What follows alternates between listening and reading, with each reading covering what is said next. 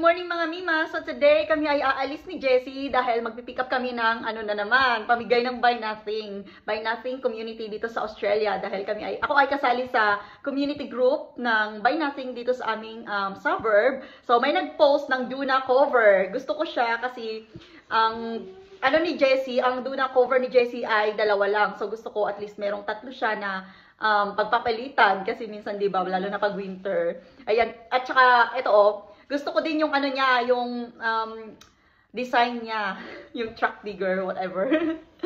Ayan, si Jessie ay kasama ko today. Magpipick up kami. Ayan ang aking outfit for today. Ayan ang aking outfit for today. Alam niyo ba itong mga mi, sabay natin din to. Bigay din to ng kapitbahay namin mga mi. Itong short, bili ko sa ukay-ukay, o di ba? Ito, sabay natin. Matagal na itong bigay sa akin last year pa. Dati, maluwag to sa akin ngayon, medyo dati masikip to sa akin ngayon, medyo maluwag na. Yan si Jessie. Andito ang aking Jessie mga amigo. Jessie! Nahihiya siya sa camera. Para sila ng ating. Ako lang yung medyo makapalang mukha. Ayan, ang aking shoes. Mahilig ako sa shoes mga amigo, kaya marami akong shoes. Bili din niya ni Gary sa akin, Adidas. O, diba? Napaka-comfy. Bigay ng kapitbahay namin. Yan si Jessie. Pinuksan na yung payong. Mga mi, nakalabas na kami ni Jessie ng bahay. At papunta na kami doon sa kung saan namin pipick upin yung aking Duna cover para sa bed ni Jessie. As usual, naka-prom si Jessie kasi medyo malayo. 1 kilometer. Yung weather today ay cloudy pero hindi naman siya maulan. Dito sa Australia mga mi, ganito nila linisin yung park. Ayan, tingnan nyo. Ganito sila maglinis ng park dito. Dito kami nakatira sa malapit sa park na to. Ayan, nandito na ako kung saan ko ipipick up yung aking namine. Ayan, nandito na kami, ipipick upin ko na yung nakuha ko sa Buy Nothing. Nilagay lang nila dito.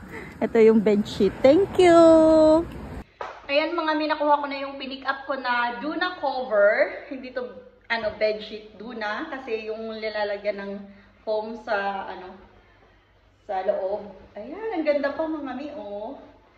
Bagay na bagay ito sa bed ni Jessie. Sa car bed ni Jessie. Tamang-tama. Ano pa siya? Maganda pa siya. Ayan, nakuha ko sa Buy Nothing for free, oh, di ba? Alam niyo ba, nung isang araw pa to, kahapon pa to.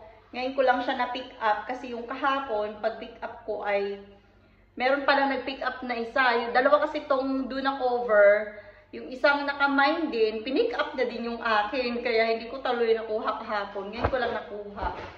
Yan, ito yung pillow case niya.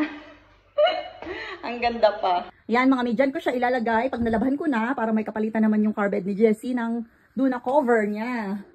Kala mo naman talaga si Jessie dito natutulog, hindi naman si Jessie natutulog dito. Ito yung car bed ni Jessie. Bagay na bagay yung aking nakuha sa Buy Nothing na Duna cover. Free na naman. Naka-free na naman si Mima Beth ninyo.